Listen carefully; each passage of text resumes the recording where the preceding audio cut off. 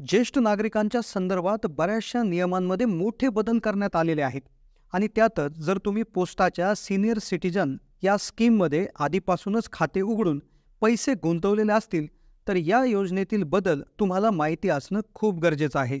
देशातील senior citizen किंवा ज्येष्ठ नागरिकांसाठी पोस्टाची क्रांतिकारी योजना म्हणजेच सीनियर सिटीजन स्कीम ही पूर्ण देशभरात खूप लोकप्रिय झालेली आहे.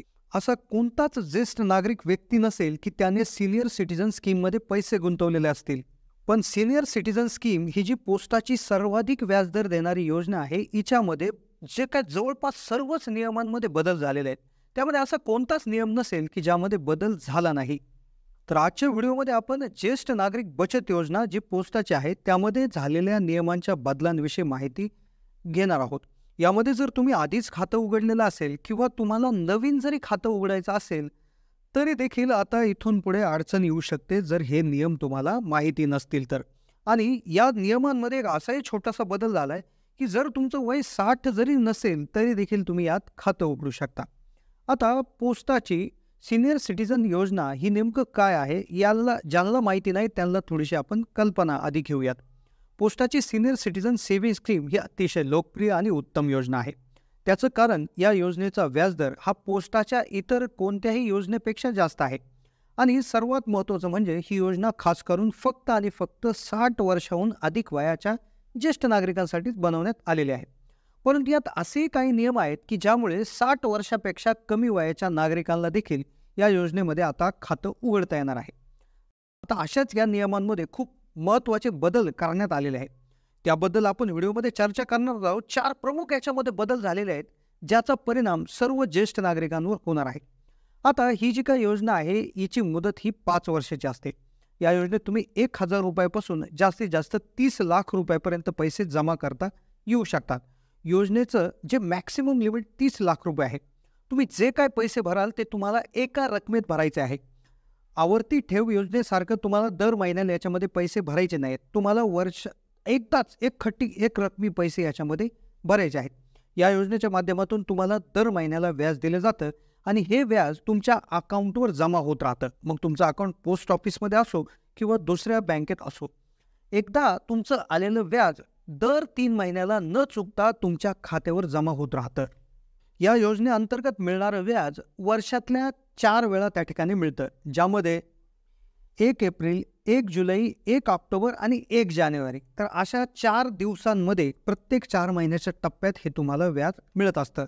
योजनेची अजून एक खासियत अशी आहे की ह्या योजनेअंतर्गत तुम्ही जर पैसे गुंतवलेले असतील तर इन्कम टॅक्स आयकर विभागाच्या 80C या कलमाअंतर्गत 1.5 लाख रुपयापर्यंत तुम्हाला तुमच्या टॅक्समध्ये देखील सूट मिळवता येते. त्यामुळेच याबरोबरच तुमचं वय जर 60 पेक्षा कमी जरी असेल तरीच देखील तुमचं खातं उघडलं जाऊ शकतं. पण त्यासाठी काही अटी आहेत. त्यासाठी तुम्ही जर डिफेन्स किंवा मिलिटरी किंवा आर्मी अशा पद्धतीचे जर तुम्ही कर्मचारी जर असाल तर तुम्ही जर रिटायरमेंट घेतलेली असेल, तुम्ही VRS किंवा तुमच्या रिटायरमेंट होण्याच्या आधी जर त्या ठिकाणी रिटायरमेंट जरी घेतलेली असेल किंवा तुम्ही सिव्हिल कर्मचारी म्हणजे केंद्रीय कर्मचारी किंवा राज्य कर्मचारी असाल आणि तुमचं वय जर 55 वर्ष असेल आणि तुम्ही वेळेआधी जरी त्या ठिकाणी निवृत्ती घेतलेली असेल तरी देखील तुम्ही त्या ठिकाणी याच्यामध्ये खातं उघडू शकता जरी तुमचं वय 60 वर्षाच्या कमी असेल.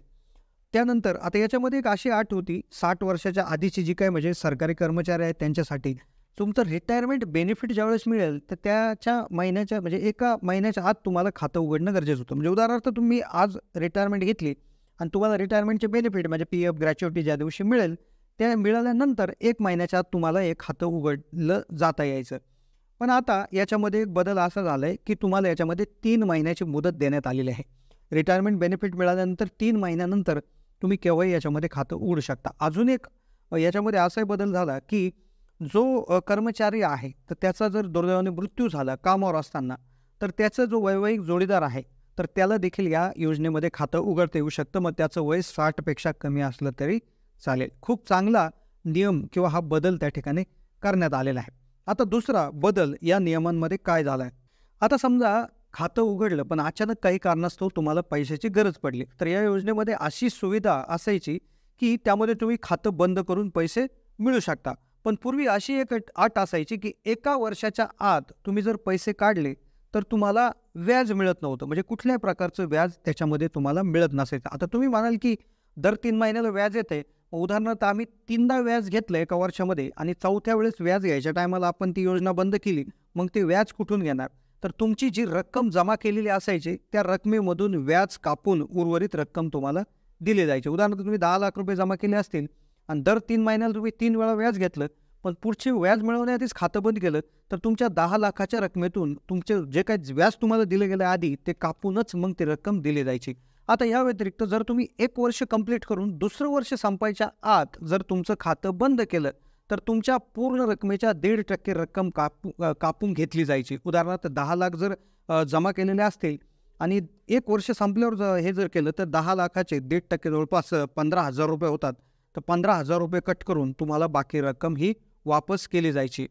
आणि हे जर तुम्ही 2 वर्ष पूर्ण केले आणि 5 वर्षाच्या आत कधीही जरी बंद केलं तर 1% इतकी रक्कम कापून उर्वरित पैसे तुम्हाला मागं दिले जायचे. व्याज तुमच्याकडून परत घेतलं जात नसायचं. उदाहरणार्थ 10 लाख रुपये जर त्या ठिकाणी तुम्ही भरलेले असतील तर तुम्हाला 9,90,000 रुपये त्या ठिकाणी परत मिळतील जर 2 वर्षाच्या नंतर जर तुम्ही हे केलं तर.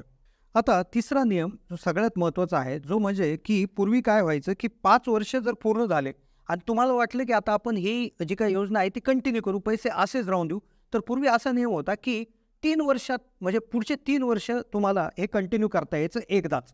पण आता तसं राहिलेलं नाही. तुम्हाला वाटेल तितक्या वेळा 3-3 वर्षाच्या टप्प्यासाठी तुम्ही किती वेळा ते पैसे त्याच्यामध्ये ठेवू शकता. उदाहरणार्थ 5 वर्षासाठी सुरुवातीला ठेवले होते, तुम्हाला वाटलं पुढे वाढवून घेऊ, तर तुम्ही वाढवले, 8 वर्ष झाले.